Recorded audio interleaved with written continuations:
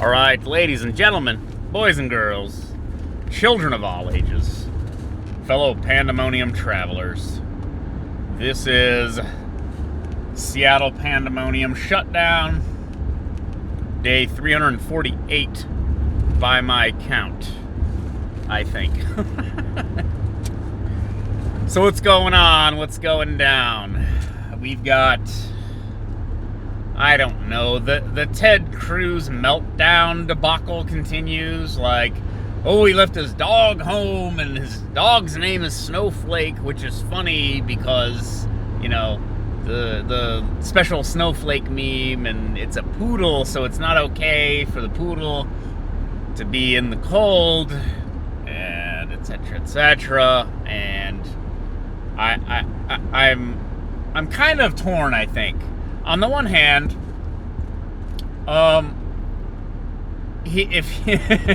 as somebody else pointed out, if he can work remotely from Cancun, which I assume he had a phone and or laptop and Wi-Fi, etc., then why can't he work remotely from Cancun? I mean, the teachers are working remotely. I have friends working remotely. What's the big deal? Well, I can still say it's not good optics, which is partially why he came back immediately, and he apologized. Now, I'm not sure he should have apologized because he pulled a Pelosi. We caught all these other politicians going out on, trips and things and going and doing things that they were technically not supposed to be doing. So maybe, I don't know. Maybe there's nothing wrong with it. Although the specificity of the crisis was not the same as, the general pandemic. But if we're talking about, this is again one of this, sort of one of these framing issues, right? If Donald Trump is responsible for 400,000 deaths, I mean, it's like,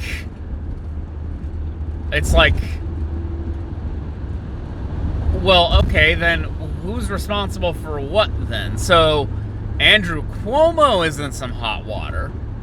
Not to be confused with Chris Cuomo, aka Fredo, aka I'm gonna throw you down those effing stairs, Cuomo. Andrew Cuomo, the governor of New York, who ordered.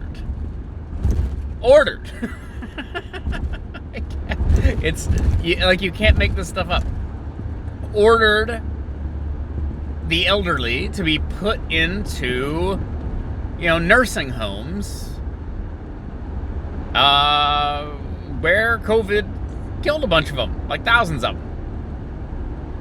And now the spin machine begins because he was like this media darling. He literally won a Grammy, an Emmy for existing and being on TV because people wanted to hear updates from him, and so then he won an Emmy.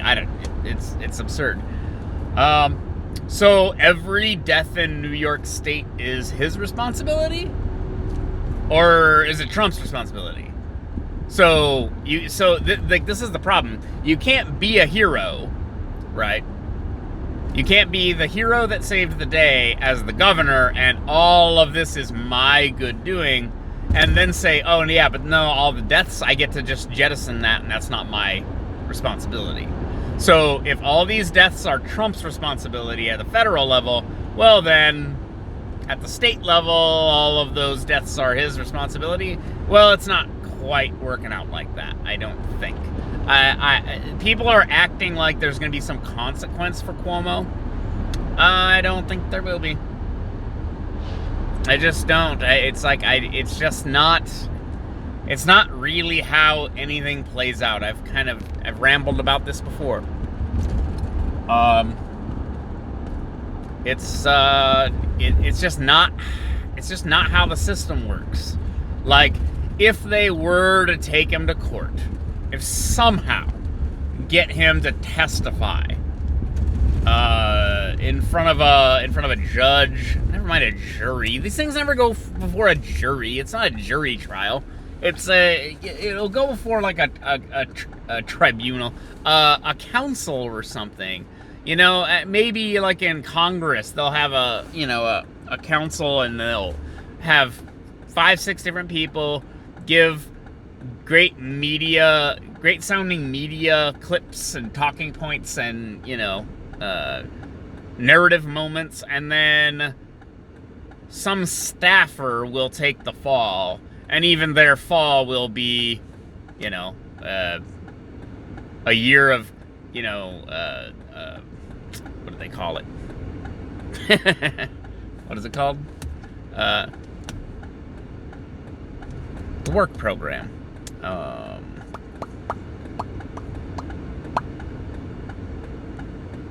Community service. There it is. There's the term.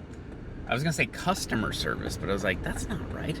No, community service, and some fees or something. Like the actual people, like Cuomo, who made the decision that led to the deaths of grandmas all over New York State.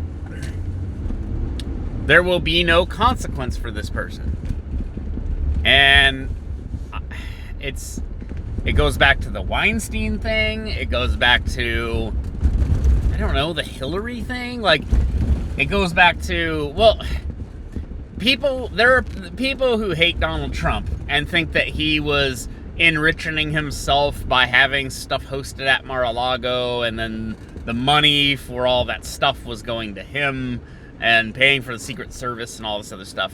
That was like a violation of the emoluments clause, which, if you really want to dive into that, I assure you every president has some kind of malfeasance in that regard, because it seems like it's baked into the role. But there's no consequence for these people. There's no consequence for these people. Like, let's say Ted Cruz takes his Cancun trip, and that was somehow criminally negligent. And when I say criminally negligent, I mean, like, you could prove that somehow he knew that he was needed to do something vital as part of the recovery from this vicious, I don't know, cold snap. I don't know what we're calling it, the Texas freeze. And he knew he needed to do something, but he was like, no, I'm just going to go to Cancun because I don't care. And people died because I wasn't there to make the decision to get the power back on. Like some kind of criminal negligence of some kind. Even if you had him saying that, it wouldn't matter. It doesn't matter. Like, the consequence machine doesn't operate at that high of a level. You can get arrested for simple possession of small amounts of marijuana, but again, this is my understanding, the Reagan administration can traffic cocaine into the United States in massive quantities that annihilates the inner cities and, like, specifically the black community, and prosecute possession of crack cocaine differently than powder cocaine, and nothing really of consequence happens. Like, it just is how the system actually works. So if you're expecting big, dramatic, courtroom proceedings for any of these politicians or anything, like, you're just not gonna get it. Now, with Cuomo and the scale and the severity of his screw up, the media will make some noise about it for a while, but people's memories are short, And the desire for new intriguing narratives is powerful. So a week from now, I won't be talking about the Cuomo story anymore because I'm being dragged along with all of this just like everybody else. But that's part of how this like fourth estate kind of thing works. It's the fourth estate is supposed to inform you of how to of what's going on so that you put pressure on your, elected officials. You go, I heard about this thing and it's terrible and I want you to do something about it. Okay. Get 100,000 people every day for a month to send an email, phone call, letter, etc. Maybe they'll pay attention and go, oh, this is really a problem, and oh, I really need to do what they're telling me to do. Now, in reality, what they're going to do is go, this is a big problem, we need to pass a bill, and then the bill will be full of a whole bunch of other garbage you didn't ask for, didn't want. It's probably bad for you, probably bad for the country, but they'll sell it on, well, look at how terrible this thing is. And they're going to do it with your stimulus. They're going to do it with your stimulus. They're going to do it with any military spending over the next few years. Like, they're going to do it.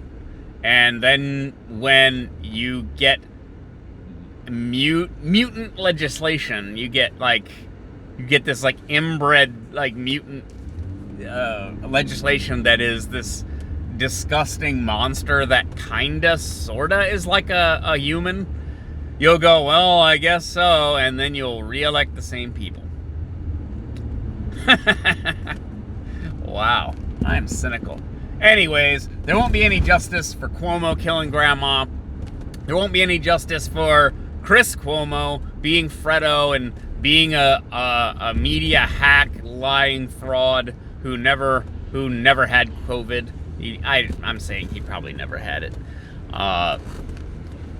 And that's a wrap for this week.